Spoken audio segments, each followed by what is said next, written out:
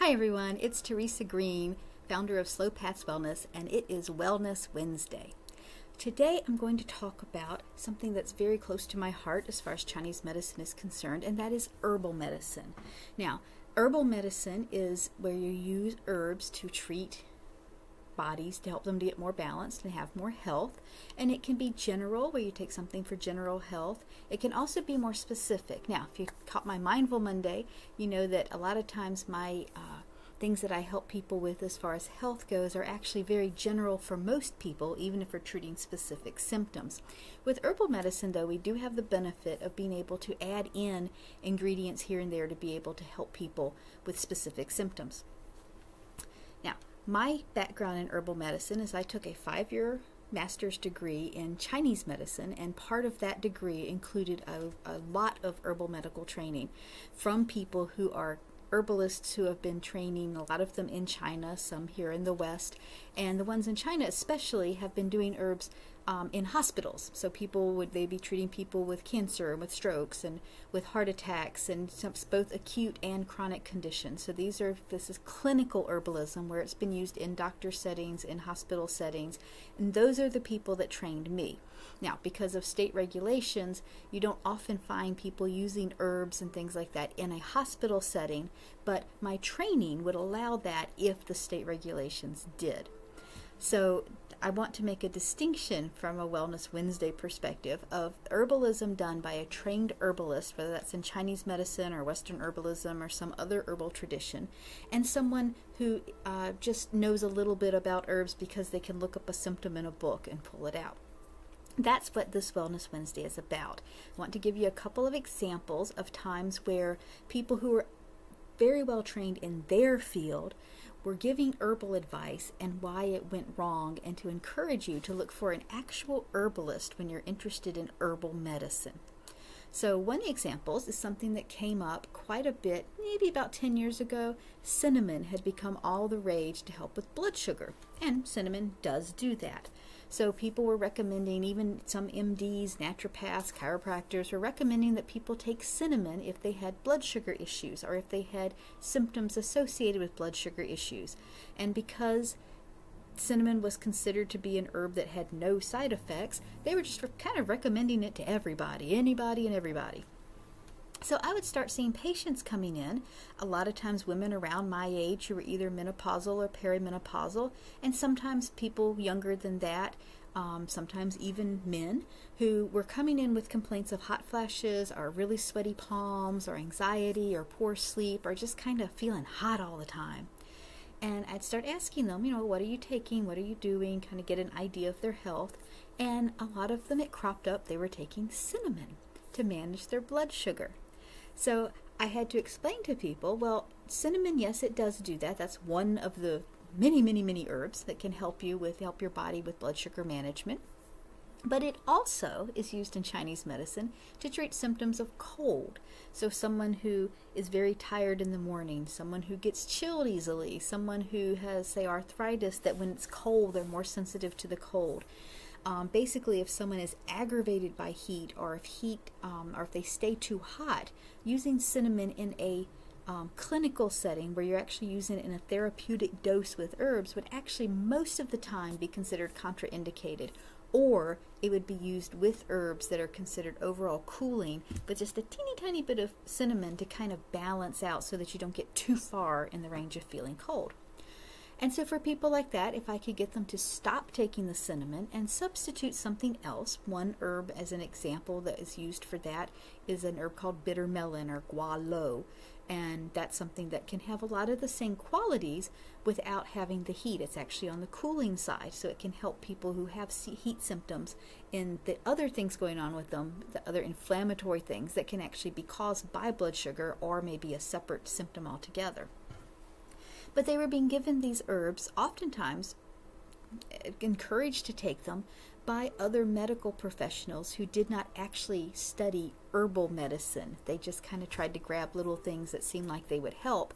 And a lot of times that's fine, especially with an herb like cinnamon or chamomile or something like that, because most of the time those are very safe.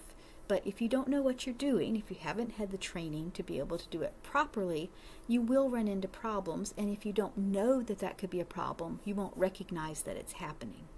Another example that's used a lot in functional medicine right now is an herb called astragalus. I've seen it described as an adaptogen, which means that your body takes it and kind of makes it, uses it for what it needs, and you don't necessarily have to be too careful about who takes it because it's kind of good for everybody.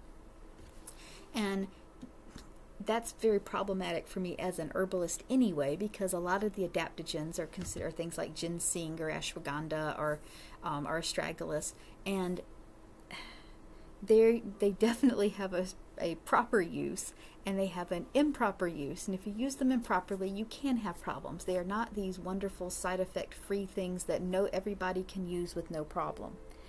Ginseng, for example, if you have trouble with feeling anxious or feeling too kind of revved up all the time, or if you have a lot of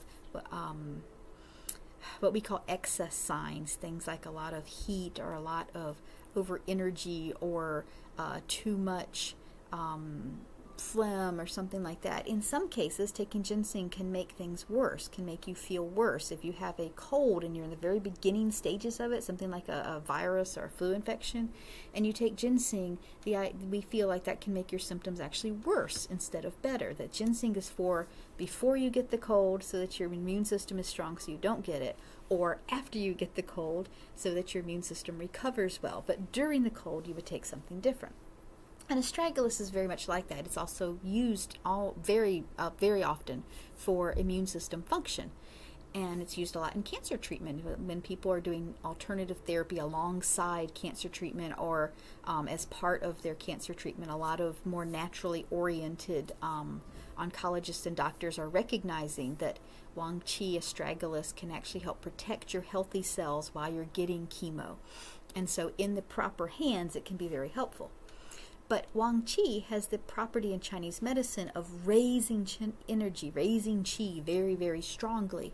So it's used for people who have symptoms like prolapse or extreme fatigue, or really, a lot of weakness. Sometimes people with low blood pressure or something like that. That's the kind of person that you would give Wang Qi to in large quantities. Now you may put a little bit in a formula here and there without those symptoms, because it's not the primary, like the star of the formula. It's kind of helping the other herbs do certain things. So I've had people in my own practice where I've been using it very knowledgeably, where they take the Wang Qi and they have a little bit of trouble sleeping, or their blood pressure inches up a bit. And that's with me knowing to look out for that. And then when I see it, I know to change the formula because they're very sensitive to it and it's a problem. But it's concerning to me to see so many people in functional medicine recommending it as an adaptogen and saying that it's safe for someone who has no herbal training whatsoever to just kind of hand out to people because it's good all the time. It'll always be helpful. Because I'm wondering how many people then are going from their functional medicine doctor, noticing their blood pressure's going up, or noticing they're starting to have more migraines, because that can also contribute, that the Wang Qi raising energy so strongly can contribute to some forms of migraines, or are having trouble sleeping or more anxiety. And if the functional medicine person or the doctor or whoever it is that's recommending that doesn't understand how Wang Qi works from a Chinese medicine perspective, they won't know that's causing the problem.